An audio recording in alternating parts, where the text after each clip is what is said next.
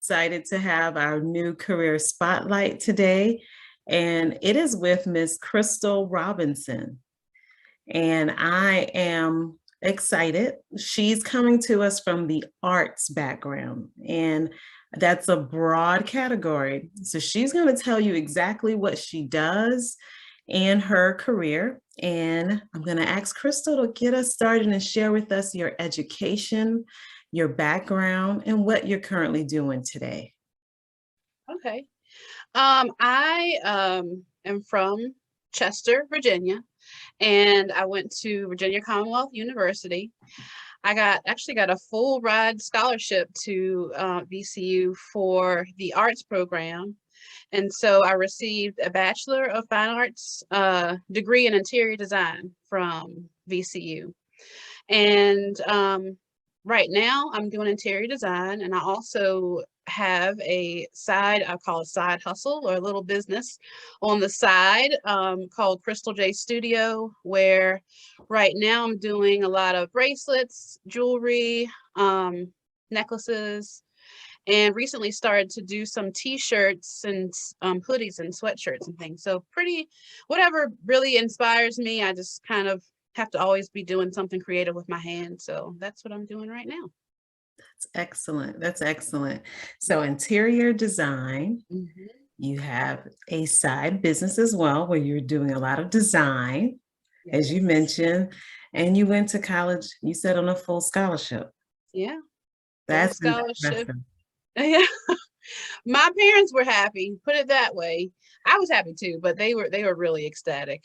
Um, and I was a commuter. I stayed at home. I didn't stay on campus, but I still loved it. It was a great experience. So that is awesome. That's awesome. So what I'm going to do is ask you just a few questions about your career path with Okay. interior design. Okay. So what made you decide to pursue interior design? Well, when I first went to art school, I know a lot of kids think, "Oh, I'm gonna be like this famous painter," or kind of like that broad pie in the sky, idea of being an artist, quote unquote. But had to be practical. My parents are very, like I said, I stayed at home and they were happy about the scholarship. They were like, you got to find a job after this. You're great at art and all that, but you got to have a job. You can't just be, you know, not to say you can't be a successful painter, but so in the back of my mind, I knew I wanted to do. It was between like graphic design or um, maybe art education. I really didn't even think of interior design until they had like when you're a freshman and going into your sophomore year, they kind of have like I guess like a symposium or like it's not a class, but they kind of show you like all the different avenues that you can go into. And I saw the stuff for interior design. I was like, oh, this is really cool. Is you could still do your drawing and still do. There's a lot of models and things like that, like not people models, but models like building, the buildings and things. And I was like, oh, this could be something really great. And so I really got attracted to that, and so that's how I ended up doing interior design. And then I figured, that I could definitely get a job. There's lots of design firms in the city, architectural. A lot of people think when they think of design, they think of decorator, but it's really not as quite as detailed and technical as a architect, but more towards the technical aspect of drawing and things like that. Awesome. That is awesome. So I am curious also in your career, did you make any transitions or change your roles? Um, Several times. I mean, I'm more of a consistent person. I like to get in a job and kind of stay there. But, you have to sometimes look, for other opportunities, and kind of in your heart when it's time to move on or do something different. So yeah, I've had a few transitions where I've mainly stayed with interior design, but moved to different firms. So a few.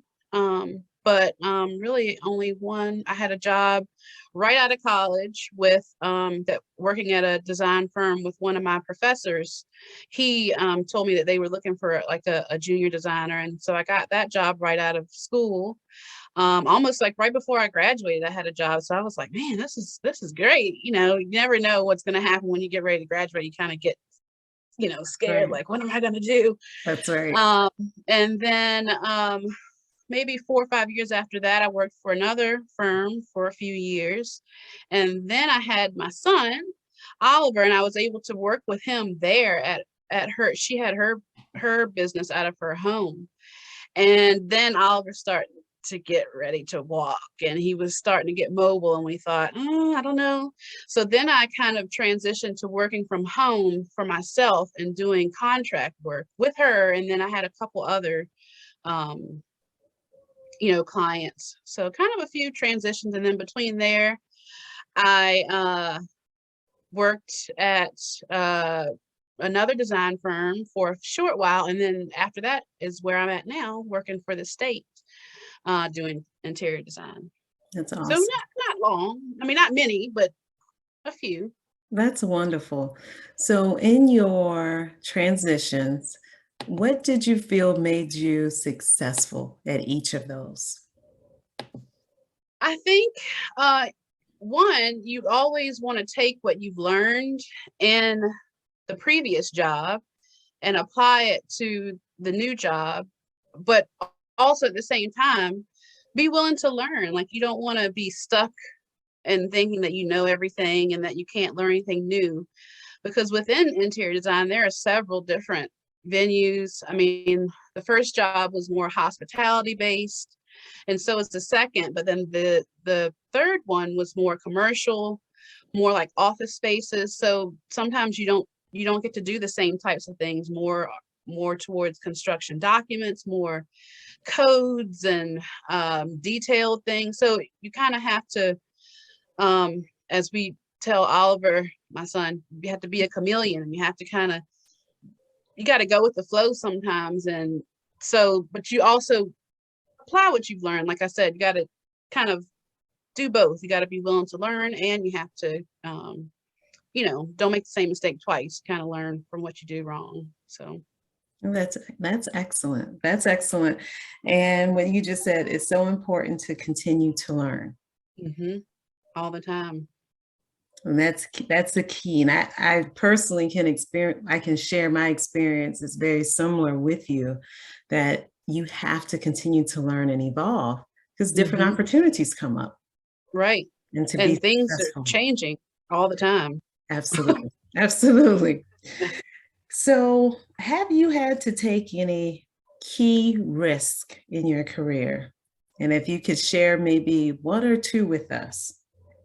I think the main risk, um, it comes with the transitions. I think when you move from your comfort zone in a job, I think that's, you feel like a risk. You feel like, am I doing the right thing? Should I move to this new job? And I think, to me, that's the risk that you take when you transition. But like I said, sometimes you know in your heart when it's the right thing to do or the right move to make. So yeah. Yeah, that's great. That's great. And what do you enjoy most about your career? Um, this is my phone ringing. I'm sorry. It's perfectly fine. That means you're working, you have clients that come through, so perfectly fine. Um, I'm sorry, what was the question? Yeah, what do you enjoy most about your career?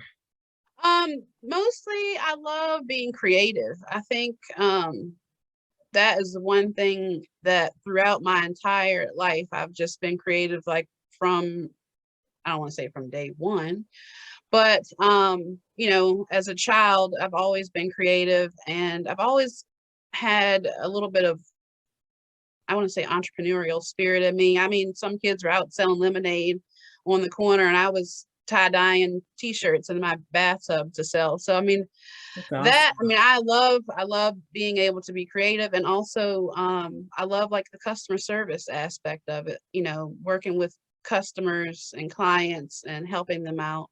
So I would say those two things.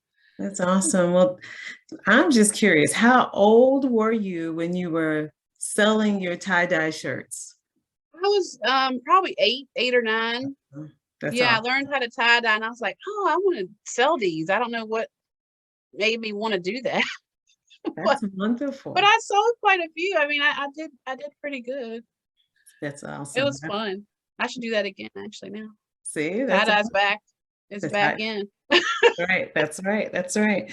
And what advice would you give anyone who's considering a career in interior design or as an entrepreneur? I would say, um, I think kind of harking back to what we were talking about before, be willing to learn. Listen to others that have been through what you have, what you're about to go through, or the experience that they have can always help you out.